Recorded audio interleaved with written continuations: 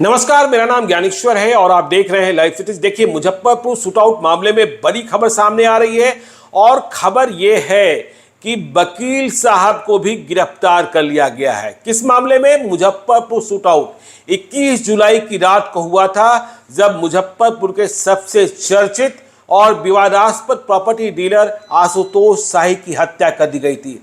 हत्या कहां हुई थी? हत्या तब हुई थी जब वे अपने वकील कासिम हुसैन उर्फ डॉलर से मिलने उनके घर पर गए हुए थे।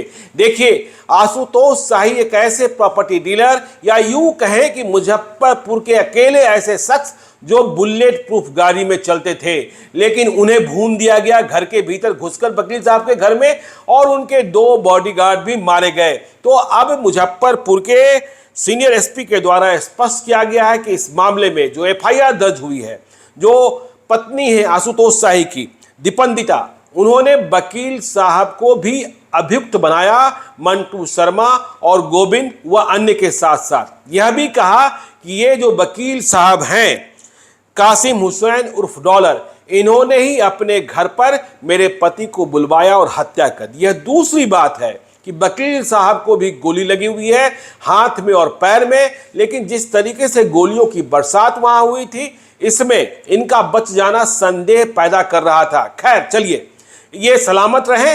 लेकिन मुजफ्फरपुर के एसएसपी ने कहा है कि एफआईआर के बाद वकील साहब को भी गिरफ्तार कर लिया गया है। मतलब वे अब गिरफ्तार अभियुक्तों की श्रेणी में हैं। मतलब कासिम हुसैन उर्फ डॉलर अब अरेस्टेड हैं, इलाजरत हैं, इसलिए पुलिस की कस्टडी वहां लगाई गई है, पुलिस वहां तैनात की गई है। इसके अलावा पुलिस ने, मुजफ्फरपुर पुलिस ने इस मामले में शेरू अहमद, जो नामजद किए गए हैं, जो घटना के वक्त वकील साहब के चैम्बर में बैठे हुए थे, मुजफ्फरपुर नगर निगम के पूर्व वार्ड पार्षद हैं, उन्हें भी गिरफ्तार कर लिया गया है।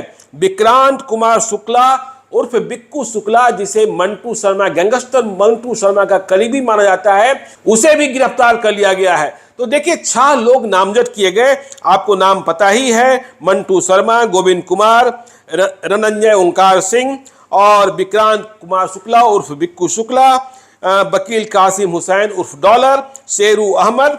तो अब जो एक सवाल अब भी मेरे मन में गूंज रहा है कि इस एफआईआर में जो दीपंदिता ने दर्ज कराई है, उसमें कहा है कि मारे गए गार्ड, जो गार्ड है जिसका नाम बताया गया है कि मारे गए गार्ड निजामुद्दीन का रिवॉल्वर अपराधी लूट ले गए जो हत्या करने आए थे।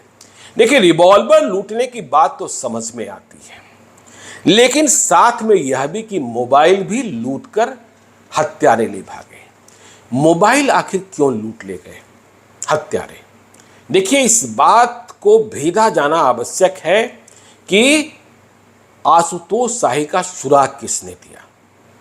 और यह सवाल हम पहले वीडियो में भी उठा चुके हैं कि जब भीतर गोलीबारी चल रही थी तो बाहर से ये बॉडीगार्ड क्यों नहीं गोलियां झोंके। ठीक है, जाते वक्त उन्हें पता नहीं चला कि ये अपराधी हैं, लेकिन भीतर उनके बॉस मौजूद थे, गोलीबारी शुरू हो गई थी, भागने का रास्ता भी एक ही था जहां ये गार्ड थे, तो इन्होंने गोलियां क्यों नहीं झोंकी? और गोलियां नहीं झोंकी तो परिणाम ये निकला कि जब तीनों बाहर आए तो इन्हें ही मार दिया, तीसरा गार्ड भी घायल है। तो मोबाइल क्यों ले भागा? मोबाइल ले जाने से किस स्वार्थ की पूर्ति होती है? देखिए, इतने बड़े हत्यारे, इतने बड़े गैंग का शूटर मोबाइल लेकर नहीं भागेगा, क्योंकि उसके पास सब कुछ है। क्या इस मोबाइल के भीतर कुछ था जिससे राज खुल सकता था? देखिए, जो हत्यारे हैं, आशुतोष शर्मा का भी मोबाइल लेकर नहीं भागे हैं, दूसरे गार्ड्स का भी लेकर नहीं भागे हैं, वकील साहब का भी लेकर नहीं भागे हैं, लेकिन इस गार्ड का लेकर भाग गए। क्या बात है? यह रहस्य भी खुलना चाहिए। तफ्तीश जारी है, आगे क्या वह भी आपको हम बताएंगे। आप देखते रहिए लाइव सीरीज को। यदि अब तक आपने हमारे यूट्यूब चैनल लाइव सीरीज को सब्सक्राइब नहीं किया है तो जरूर कर लीजिएगा, और यदि इस वीडियो को फेसबुक पेज के माध्यम से देखा है तो पेज को लाइक कीजिएगा, ट्विटर पर भी हमें फॉलो कीजिए। धन्यवाद।